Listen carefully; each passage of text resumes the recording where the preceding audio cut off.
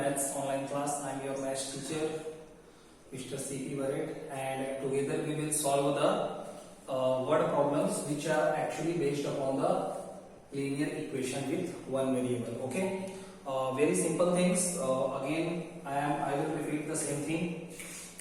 First, read the question 2 times, 3 times carefully, and after that, see what is the thing that is given to us and what we have to ask them. Okay, and according to that we will frame the linear equation. And this particular category of the question, जिसमें हम लोग 2 digits के बारे में बात करेंगे, it's little typical, है ना? But whenever I will share the concepts with you, and after that it is going to become very easy. वो concept ही सबसे ज्यादा जरूरी है. So look here, suppose 2 digit number जो 2 डिजिट का नंबर है उसको हम लोग सपोज कर लेते हैं x एंड y. ठीक है, and according to x y it is written as 10x plus y. जो भी मैंने लिखा उसको मैं एक्सप्लेन करूंगा, no problem. Before that we have finished the last chapter number 16 playing with numbers. उसमें भी ये चीज आई होगी तो मैंने इस चीज को वहां पे बताया होगा. But once again I am telling to you be careful. ये 2 डिजिट नंबर है बेटा, ठीक है. तो 2 डिजिट नंबर को जब सॉल्व, इससे हम लोग सॉल्व नहीं कर सकते. x एंड y से हम लोग लीनियर इक्वेशन को सॉल्व नहीं कर सकते, एंड दैट्स व्हाई इसको लिखा किस तरीके से जाएगा, 10x प्लस y के रूप में. ऐसा क्यों लिखा जाएगा? I am giving you the example. For example, if I take the digit 37, अगर मान लो मैंने 37 ले लिया, तो इस 37 को हम लोग क्या लिख सकते हैं बेटा, 3 into 10 प्लस 7. इसका जो स्टैंडर्ड फॉर्म होता है, इसका जो एक्सपांडेड फॉर्म होता है वो होता है 30 प्लस 7. 37 को आप 30 प्लस 7 लिखते हैं, और एक्चुअल में किया गया है जो टेंस प्लेस डिजिट है, जो टेंस प्लेस डिजिट है, टेंस प्लेस पे उपस्थित जो डिजिट है दैट इज 3, उसमें 10 का इंटू किया जाता है. जो टेंस प्लेस डिजिट होता है, जैसे यहाँ पे जो टेंस प्लेस डिजिट 3 है, उसमें 10 का इंटू करने के बाद आता है 30 plus 7. So that 37, and generally in the expanded form we write down this 30 plus 7.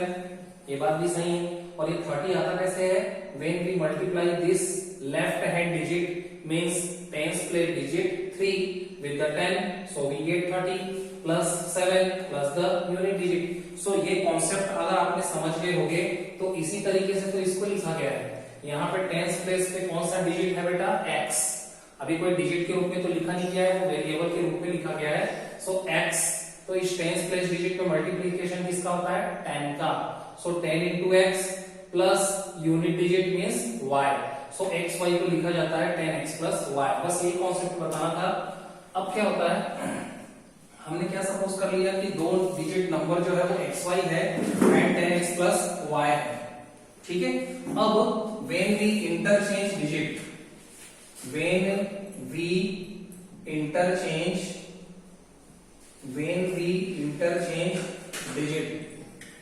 और जब इस डिजिट को हम लोग इंटरचेंज करेंगे तो क्या मिलेगा, yx. Is it right? Yes. पहले xy था, इंटरचेंज करना मतलब उसकी प्लेस को चेंज कर देना. Tense place digit will become unit place digit, and unit place digit will become tense place digit. ये बात समझ में आ गई होगी. yx हो गया, और अगर ये yx हो गया तो अब इसको इस रूप में कैसा लिखा जाएगा, 10y प्लस x. क्योंकि अब टेंस प्लेस डिजिट y हो चुका है तो उसमें 10 का इंटू करना चाहिए. ठीक है ना, सेम लाइक दैट जैसा मैंने पहले किया था. Same I have done here, 10y plus x. Tense place digit में 10 का into plus unit place digit मतलब x. तो ये दोनों चीजें अगर आपको समझ में आ गई हो तो बाकी कुछ भी नहीं रखा है. अब बोला क्या गया है, first condition, sum of the digits of a 2 digit number. मतलब जो 2 डिजिट हैं, 2 डिजिट नंबर में, 2 डिजिट्स नंबर में जो 2 डिजिट्स हैं उनका सम, उनका एडिशन, उनका प्लस कितना होता है बेटा, 9 है. तो पहला कंडीशन हम लोग अप्लाई करते हैं, sum is equal to 9. Sum कितना है बेटा, 9 है. Means x plus y is equal to 9. तो ये तो आपको क्लियर हो गया होगा कि सम 9 है। किसका सम 9 है? दोनों डिजिट का सम। तो x plus y equal to 9 और इसको हम लोग देंगे इक्वेशन नंबर 1। इक्वेशन नंबर 1 देंगे क्योंकि इसकी जरूरत पड़ेगी। अब दूसरा कंडीशन अप्लाई करते हैं। दूसरा कंडीशन यहां से लिखा है व्हेन से। When we interchange the digits, जब डिजिट को इंटरचेंज कर दिया जाता है, बदल दिया जाता है उनके प्लेसेस को, so it is found that, हमको पता चलता है रिजल्टिंग न्यू नंबर, जो नया नंबर बना, और यहाँ पे नया नंबर क्या बना था? yx। तो ये जो नया नंबर बना वो क्या हो जाता है बेटा? Greater than original number by 27। वो ओरिजिनल नंबर से, पुराने वाले नंबर से 27 ज्यादा मिलता है। तो पहले मैं कंडीशन को लिखता हूं, आप इस तरीके से समझिए। न्यू, थोड़ा इधर से स्टार्ट करते हैं। New number is equal to old number plus 27। क्या यही कंडीशन अपने को गिवन है? यस। उसने क्या बोला? जो नया नंबर बनेगा वो ओल्ड नंबर से 27 ज्यादा मिलता है। अब ये न्यू नंबर क्या बना है बेटा? yx। What is the new number? yx। What is the old number? xy। What is the new number? yx and what is the old number? xy। Old number हमारा xy है, new number हमारा yx है, plus 27। अब मेरे को बात बताओ कि ये yx को क्या लिख सकते हैं? यहाँ पे आप देखिए 10y प्लस x, तो इसकी वैल्यू पुट अप कर देंगे 10y प्लस x। और इसको इस रूप में इसलिए लिखना जरूरी होता है why? Because without writing in this form, इस फॉर्म में लिखे बिना you can't solve the equation. आप इक्वेशन सॉल्व नहीं कर पाएंगे बेटा, ठीक है। और एक्स वाई को कैसे लिखेंगे अपन? एक्स वाई को लिखेंगे 10x plus Y plus 27। Clear है? यहाँ पे मैंने न्यू नंबर की वैल्यू फिलअप कर दी, यहाँ पे ओल्ड नंबर की वैल्यू फिलअप कर दी। एंड आफ्टर दैट आप देखो, अब इसको सॉल्व करते हैं, ठीक है। तो सॉल्व करने से क्या मिलता है? लुक हियर, 10y, हम लोग क्या करते हैं? y को एक साइड सेपरेट आउट करते हैं। यहाँ पे क्या है? 10y। यहाँ से हम लोग क्या करते हैं? इस y को इधर से इधर ट्रांसफर करते हैं, तो क्या लिखा जाएगा? -y। सही है। अब यहाँ पे एक और क्या था? प्लस x था, तो प्लस x, और इधर से 10x को उधर ट्रांसफर करते हैं, -10x इज इक्वल टू 27। फिर से समझाता हूं। मैंने ये किया कि मैंने ये जो कांस्टेंट टर्म था ना 27, इसको राइट हैंड साइड पे प्लेस किया, इसकी लोकेशन फिक्स कर दी, और बाकी के ये x और y को राइट हैंड साइड से लेफ्ट हैंड साइड में शिफ्ट किया गया है। सो आप देखेंगे 10y पहले था, y is going, so it will return -y। Same like that, plus x already था, प्लस x। अब write down that 10x will move, that 10x it will move from right to left, so it will be written here -10x is equal to 27. So देखो 10y minus y will give you 9y, 10y minus y will give you 9y, यहाँ से आपको 9y मिलता है, और plus x minus 10x। इस चीज को आप ध्यान से समझिए, 10x x minus 10x, x minus 10x का मतलब क्या हुआ कि we will subtract 1 from -10, तो इसकी वैल्यू कितनी मिल जानी है? -9x। प्लस में 9x नहीं मिलेगा, माइनस में 9x मिलेगा, because the negative integer is greater than the positive integer. Negative जो इंटीजर है वो ग्रेटर देन है पॉजिटिव कंपेयर में, ठीक है। इक्वल टू क्या लिखेंगे बेटा? Equal to we will write down 27। अब आप अगर ध्यान से देखोगे तो 9 यहां से मैं कॉमन ले सकता हूं, so I will take 9 common from here. I will take 9 common from here. यहाँ से 9 को कॉमन ले लिया गया, तो कॉमन लेंगे तो यहाँ पे क्या बचेगा? y, यहाँ पे क्या बचेगा? x, ठीक है। अब आगे जो मैं काम करने वाला हूँ इसको इधर देखेंगे बेटा, ठीक है। y minus x is equal to 27 upon 9। अब क्या होगा? ये जो 9 है जो मल्टीप्लीकेशन की पोजीशन पे था, if we will transfer left to right, so it will come on the down side. ये अपॉन में आ गया। अब इसको सॉल्व कर लेते हैं बेटा। 9 1 जा 9, 9 3 जा 27, so it will be written here y minus x equal to 3, और इसको हम लोग देंगे equation number second, that we will name equation number second. ये हमारा इक्वेशन नंबर सेकंड बनता है। अब you will see this is our equation number first and this is our equation number second. ये फर्स्ट है बेटा और ये सेकंड है, ये बात समझ में आती है, ठीक है। ये क्या लिखा है? x plus y equal to 9, यहाँ क्या लिखा है? y minus x equal to 3। तो दोनों को हम ऐड कर देते हैं। क्यों करते हैं आपको समझ में आ जाएगा।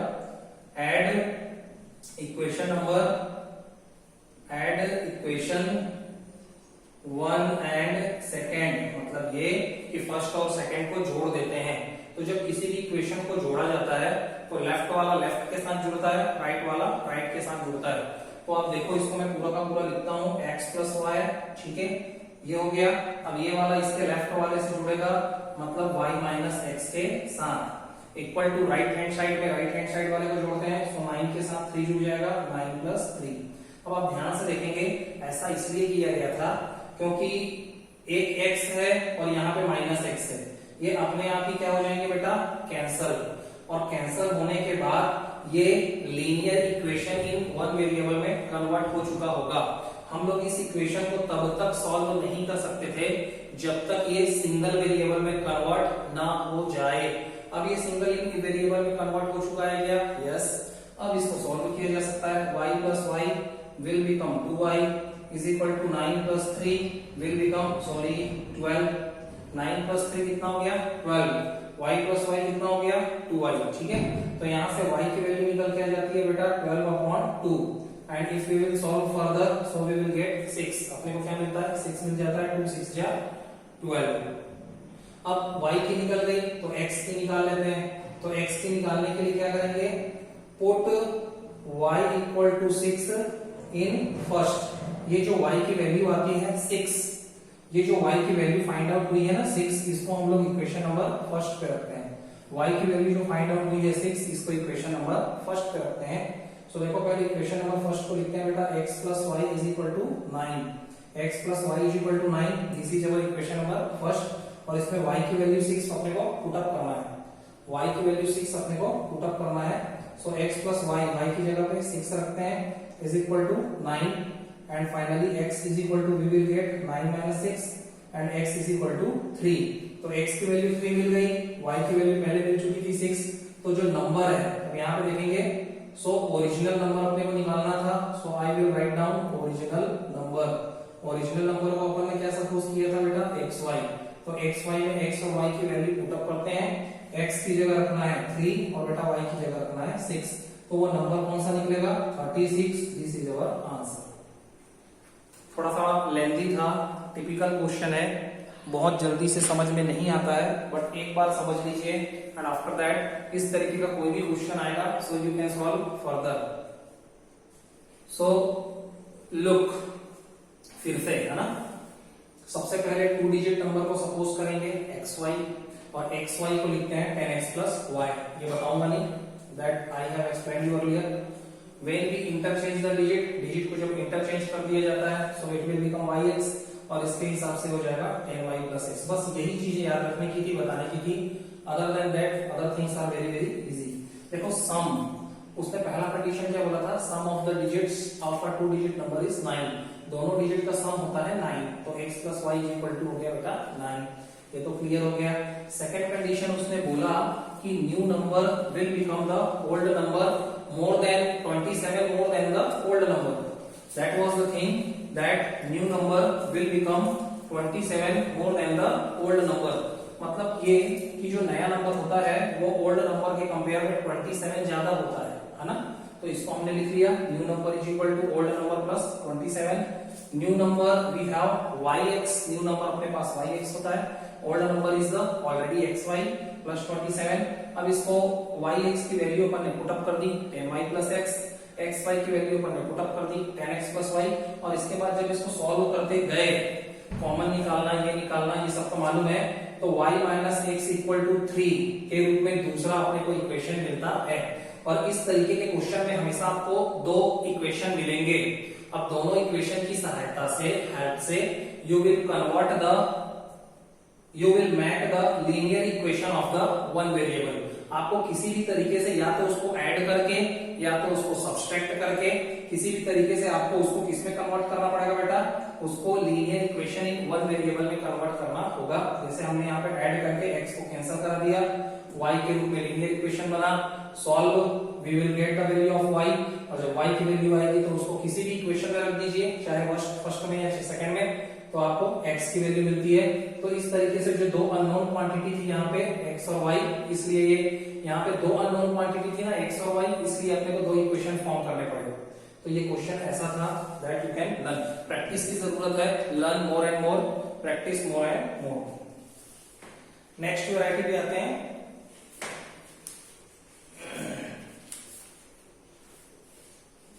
देखो क्वेश्चन नंबर 8, ज्यादातर एज वाले क्वेश्चन और ये 2 डिजिट वाले क्वेश्चन एंड है ना, what kind of the variety I have taken, इस तरीके के ही क्वेश्चन आपको ज्यादातर देखने को मिलेंगे।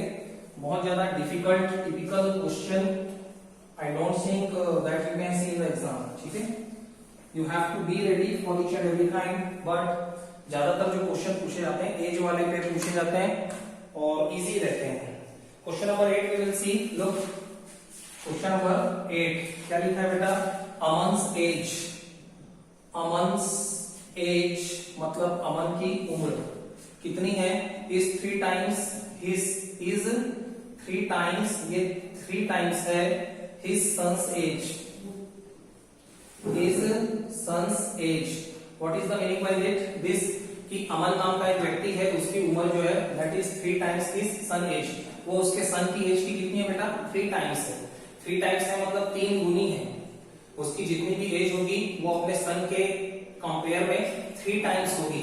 फॉर एग्जाम्पल अगर उसकी, एक एग्जाम्पल दे रहा हूं डिजिट का, फॉर एग्जाम्पल अगर 3 है तो दूसरे की 9 है, 3 3 जा 9। अगर 8 है तो दूसरे की 24 है, 8 3 जा 24। पहला स्टेटमेंट तो क्लियर हो गया होगा। 2 years ago, 2 years ago, इस चीज को ध्यान से समझिए। What is the meaning of by ago, ago का मतलब होता है बेटा पहले, और आफ्टर का मतलब होता है बाद में। अभी तक हमने एज से रिलेटेड जितने भी क्वेश्चन किए थे उसमें आफ्टर सिचुएशन की बात की गई थी। We were talking about after the 4 years, after the 3 years, after the 5 years। तो जो भी कंडीशन गिवन होता था वो आफ्टर के लिए होता था, तो बस यहीं पे थोड़ा सा अंतर हो गया। आफ्टर के लिए हम लोग प्लस लिखते थे, एगो या बिफोर के लिए हम लोग माइनस करेंगे, that's all. He was 2 years ago, he was मतलब क्या कि 2 साल पहले वह था 5 times his son age, 5 times his son as.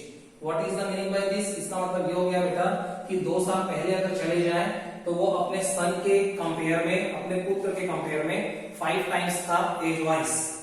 So find their present age, find their, THEIR, their. What do you mean by their, their का मतलब है दोनों का निकालना है, किसी एक का नहीं निकालना है, दोनों की प्रेजेंट एज अपने को पता करनी है। अब right now see, suppose, first I will suppose the age of son, suppose the age of son is equal to x years। ऐसा क्यों, ठीक है, क्योंकि इक्वेशन बनाना है तो जो छोटा होता है, एज वाले क्वेश्चंस में आपने जनरली देखा होगा जिसके रेस्पेक्ट में कंपेयर किया जाता है, जिसको कंपेयर किया जाता है उसको हम लोग x मानते हैं। और ज्यादातर जो डॉटर्स हो गए, सन हो गए, I think they are always younger than their father, है ना, पिताजी ज्यादा बड़ा होगा, है ना, उनके पुत्र तो छोटे होंगे, तो होगा क्या, उनको x मानेंगे, किनको, सन को या फिर डॉटर की एज को। तो suppose the age of son कितना, x years, तो ये प्रेजेंट एज है ना, so present age of father, present age of Aman, तो अमन की प्रेजेंट एज कितनी हो जाएगी अगर उसके पुत्र की x है तो कंडीशन को पढ़िए, 3 times his son age, Aman's age is 3 times his son age. Aman अपने सन के कंपेयर में 3 टाइम्स है, तो अगर सन x years का है, so what will be the age of Aman, 3x। It is clear to you, yes. अगर वो x है तो अमन कितना हो जाएगा, 3x हो जाएगा। Why? Because according to the situation, according to the condition, you can see the first statement says that Aman's age is 3 times his son age। अगर सन को x सपोज किया तो ऑटोमेटिकली अमन 3 टाइम्स होने वाला है, सो 3x। पहला statement very clear to you. Right now see, बाद में पढ़िए, 2 years ago, कंडीशन है 2 years ago, 2 साल पहले की कंडीशन है, और अगर 2 साल पहले की कंडीशन है तो हम लोग इमीडिएटली 2 साल पहले की एज फिर से लिखते हैं। सो 2 years ago, 2 साल पहले, दोनों की एज देखिएगा, son age, what will become the son age, 2 साल पहले सन की एज क्या हो जाने वाली है, x माइनस 2 y, क्योंकि पहले x था और अब 2 साल पहले जा रहे हैं, हम लोग पास्ट में जा रहे हैं, हम लोग पास्ट में जाने वाले हैं, तो माइनस करना पड़ेगा, 2 को माइनस करना होगा उसकी प्रेजेंट एज से, means x minus 2। Same like that Aman की एज कितनी हो जाने वाली है, अमन एज इक्वल टू, पहले वो 3x था, तो जिस तरीके से सन की एज में हमने 2 को माइनस आउट किया था, सेम लाइक दैट अमन की एज में भी 2 को क्या करेंगे, माइनस ही करेंगे। Same thing I told you, after के केस में प्लस किया जाता है क्योंकि उम्र बढ़ती है, एज इंक्रीज होती है। सेम लाइक दैट एगो के केस में we will decrease the digits क्योंकि उम्र घटती है, ठीक है ना। So that was the logic, और कंडीशन इसी के ऊपर दिया गया है। आगे की जो कंडीशन आपको कही गई है वो 2 इयर्स एगो के एज पे अप्लाई करनी है अपने को, और वो क्या दिया गया था, यू कैन सी कि 2 साल पहले 2 इयर्स एगो क्या सिचुएशन थी, he was 5 times his son age, ही मतलब अमन अपने सन के कंपेयर में 5 times था। So that again I am writing here in form of the words, Aman age is equal to 5 into son age. Aman की age सन के as में 5 times है, मतलब 5 का मल्टीप्लीकेशन। अमन की एज 2 साल पहले कितनी हो रही है, 3x माइनस 2। अब nothing we have to do, कुछ भी बाकी नहीं रहा, केवल वैल्यू पुट अप करेंगे, एक लीनियर इक्वेशन अपने को दिखने लग जाएगा, and that we have to solve. और इसके पहले आपने इतने ढेर क्वेश्चन किए हैं, उसमें हमने लीनियर इक्वेशन ही सॉल्व किया, x की वैल्यू फाइंड आउट करी, नथिंग एल्स, 5 की जगह 5, और यहाँ पे सन एज कितना बेटा, x माइनस 2। अब right now you can see x minus 2, there are the 2 terms, यहाँ पे 2 टर्म्स हैं, तो that's why we have to use the bracket here, यहाँ पे ब्रैकेट लगाना पड़ेगा क्या, हाँ बिल्कुल लगाना पड़ेगा। अब इसको सॉल्व कर लेते हैं, nothing else, 3x minus 2 we will write down same here, यहाँ पे मल्टीप्लाई करना है, that we will do first, पहले ब्रैकेट को ओपन करते हैं, after that we will solve further। so 5 का into x के साथ बेटा 5x माइनस माइनस 5 2 जा 10 into हो चुका है, यस। अब क्या करना है, we will separate out the variable terms to a particular side and all the constant term to the different side। एक पर्टिकुलर साइड में, चाहे वो लेफ्ट हैंड साइड हो, वहां पे वेरिएबल्स के जितने भी टर्म्स होते हैं, एक्स वाले जितने भी टर्म्स होते हैं, उनको साथ में लिख लेते हैं, एंड कांस्टेंट टर्म्स को, डिजिट वाले टर्म्स को राइट हैंड साइड में हम लोग ट्रांसफर करके रख लेते हैं। सो लुक हियर, अब इसको मैं क्या करता हूँ, 5x माइनस 10 को मैं इधर लिख लेता हूँ, ठीक है। मैंने क्या किया, मैंने देख लिया कि 5x वाला क्या है, बड़ा है, तो इसको मैंने लेफ्ट हैंड साइड में लिख लिया। According to the equation law, equation के नियम के हिसाब से किसी भी राइट हैंड साइड को, राइट हैंड साइड के पूरे टर्म्स को आप लेफ्ट हैंड साइड पे लिख सकते हैं, और लेफ्ट हैंड साइड वाले पूरे टर्म्स को राइट हैंड साइड पे लिख सकते हैं, ठीक है। अब देखिए, अब इसको सॉल्व करते हैं। सो 5x सेम, और यहां से जो 3x है वेरिएबल टर्म है, दैट वी विल ट्रांसफर, इसको यहां से यहां ट्रांसफर करते हैं। So it will be written here with the negative sign, negative sign के साथ लिखा जाएगा। So you can see what I have written, minus 3x, ठीक है। यहाँ पे 5x है, 3x को यहां से यहां भेजा, minus 3x, is it clear. और यहाँ देखो ऑलरेडी क्या लिखा है, माइनस 2, ऑलरेडी क्या लिखा है, माइनस का 2, तो माइनस 10 को जब उधर से इधर लाएंगे, डिजिट्स को हम लोग राइट हैंड साइड पे फिक्स कर रहे हैं, तो minus 10 when we transfer the minus 10 from left to right, so it will written here plus 10, ये बात तो सही।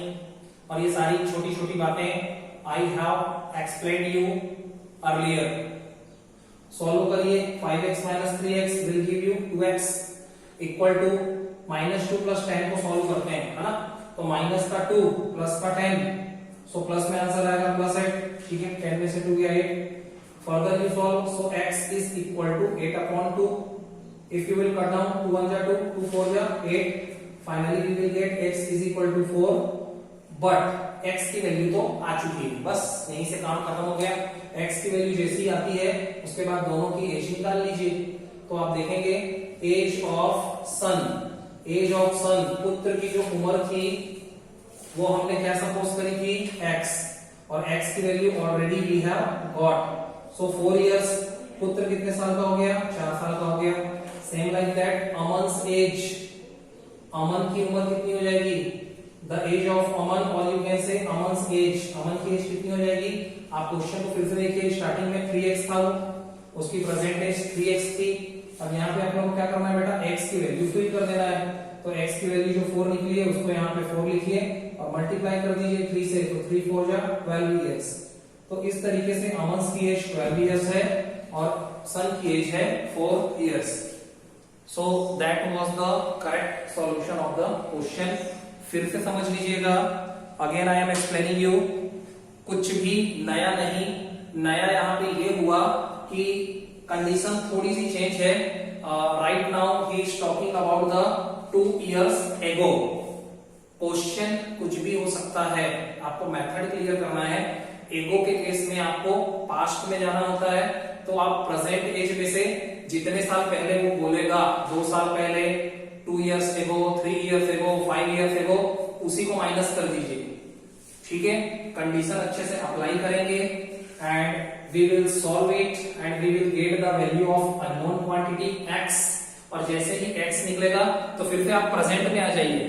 उसने 2 साल पहले की उम्र नहीं पूछी, कंडीशन हम लोगों को 2 साल पहले पे लगाना था, बट प्रेजेंट एज पूछी है। तो क्वेश्चन को फिर से देखिए, प्रेजेंट एज आपने क्या सपोज कर रखा, वैल्यूज फिलअप करते हैं, आंसर ले आते हैं। Practice is required multiple times. आपको अगेन एंड अगेन इस टाइप के क्वेश्चंस की बहुत बार प्रैक्टिस करनी होती है and after all you will become very much habitual. आपको सारी की सारी चीजें पहले से ही पता होती है कि क्या करना है, कैसे करना है। ठीक है, क्वेश्चन की वैरायटी ज्यादा चेंज नहीं होती है, आफ्टर बिफोर दैट्स ऑल। और 2 कंडीशन दिए गए होते हैं, एक लीनियर इक्वेशन मिलता है, उसको सॉल्व करते हैं। So see, let me see the time. हाँ, एक आध क्वेश्चन और ले सकते हैं क्या, ऑलरेडी वी आर 27। ठीक है, so till here I am finishing my lecture. Next time again we will solve so many varieties of the question given at your book. Till then, all the best. Thank you so much.